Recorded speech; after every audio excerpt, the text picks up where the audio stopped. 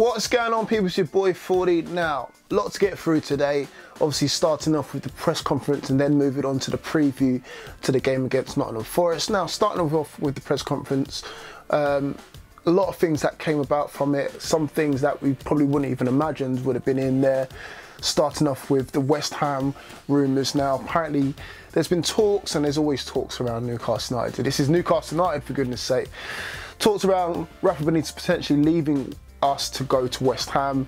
Now, that rumour had legs, well, not years ago, but months ago, and then that was squashed, and now it's come about because West Ham have not got off to the best of starts. Obviously, Slaven Bilic is kind of feeling the pressure, and they spent quite a lot of money, and obviously the whole talk around, you know, Rafa being unhappy and all the rest of it. And I think, to be honest, it's kind of like two and two together. So he was asked a question about the rumours, and he said he knows nothing about it. And from where I'm standing, I'm happy to take that, and it is what it is.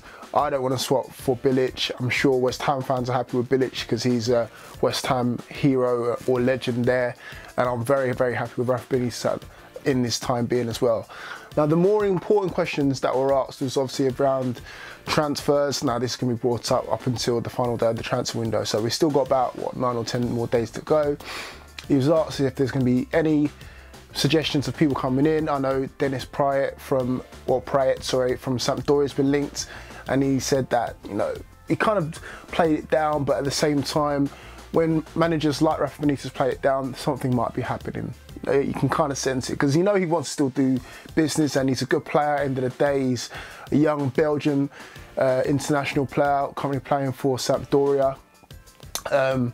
But at the same time, he knows the job at hand, and he being Rafa Benitez, that he needs to move players on. And we're kind of suffering for the whole, you know, going into the Championship and obviously spending so much money on Championship players and buying players for the Championship, because now we're suffering for it because we can't move them on. They're on such good wages, the likes of Hanley, Lazar, Colback, you know, even Tim Krul, who signed a new 5-year deal, that we now have these guys on our hands. And when the clubs are coming in for these sort of players, yes, they might like the look of them and all the rest of it now, but when it comes down to the wage bill, their wages, sorry, they can't seem to kind of marry up with what we're paying them at the moment. So again, from the players' point of view, why would you want to drop down to the Championship first of all?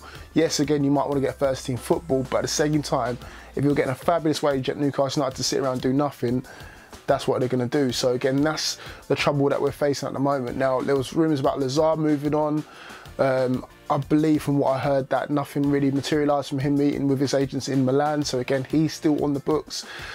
And again, there's so many other players that we need to get rid of. I mean, even players like Riviere still on the books. You know, Save still on the books. So again, we're going to have a real big job on our hands in these next 10 days trying to move these guys on to try and get in the likes of Praet and Kennedy and whoever's been linked as well, Wilshere, and whoever might be linked within the next, you know, week or so. Also, he talked about obviously the game, because there is actually a game at hand in amongst all the transfer rumours and him moving on.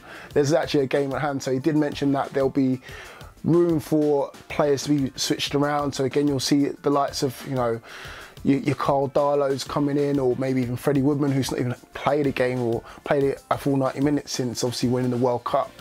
And there's a lot of room for under 23s to come in as well. So you might even see the likes of Dan Barlaser come in, El Mahani, maybe even Curtis Good. And all these sort of under 23s will be used, because again, he needs to essentially use the whole entire squad.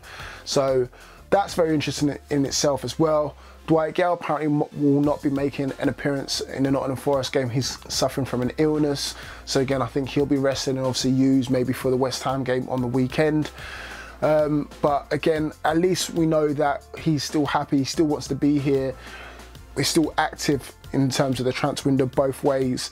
And also, you know, we're looking ahead to the Nottingham Forest game, and he's taking it seriously as well. Now, looking towards the Nottingham Forest game itself, they're doing quite well. You know, they're sitting in 4th in the Championship at the moment. They've won 3 out of their last 4 games under new management with Mark Warburton, and he is leading the charge at the moment. He's done well in the transfer window, obviously signing Darren Murphy, I think being the key transfer for them.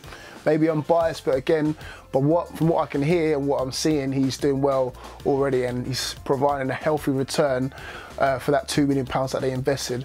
Obviously, they just signed Liam Bridcut as well today, he's a bit of a journeyman for such a young guy. You know, he's played for the likes of Leeds United, started up for Chelsea, Brighton, and obviously our neighbours down the road, Sunderland, when Gus Poyet was down there.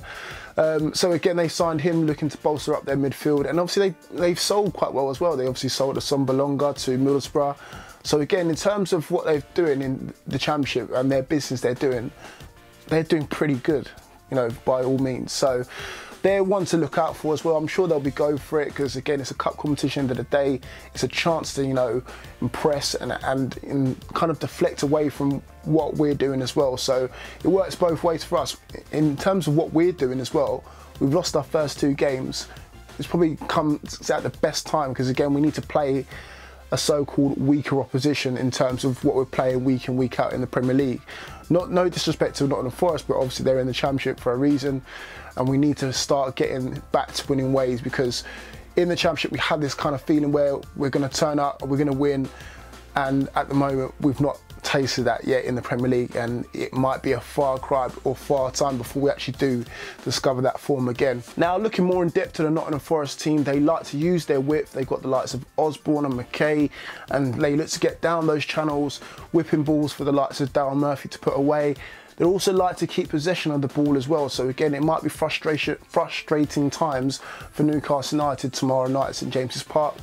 Also, they like to play those through balls in between the lines. So whoever's playing at the back, they need to be on their guard, because Darryl Murphy is no slouch, as we all well know. As you can see on screen, I've went for a very mixed lineup. I've got the likes of Darlow in goal, because obviously he probably would want to play against his old club. Jesus Gomez coming in for Manquillo. Obviously Manquillo's been at fault for quite a few goals already this season, so again, a rest might be needed for him. You've also got the likes of Hanley in there. Clark, I thought, would be, you know, one of the first teams to survive actually within the squad, playing tomorrow. And then obviously at left back, Haidara, because again, he's probably the only available left back there is. Jacob Murphy, I'd expect him to make a start, because obviously he's not had much playing time since obviously the start of the season. Up the rest of the midfield, you've got the likes of Diame and Moreno, who might be a formidable force in the centre midfield. Filling up the rest of the midfield, you've got the likes of Diame and Moreno in the centre, who might be a formidable force in that centre midfield area. And then on the left-hand side, you've got Rolando Aarons, who I expect to make an appearance. And then up top, you've got the Spanish duo of Perez sitting behind Joselu, who didn't look too bad on his first appearance for the Magpies. Now, I'm going to go for a Newcastle United win. I don't think it's going to be easy by any stretch of the imagination, but again, with the squad depth that we have, I expect us to go through. I'm going to go with a 2-0 win.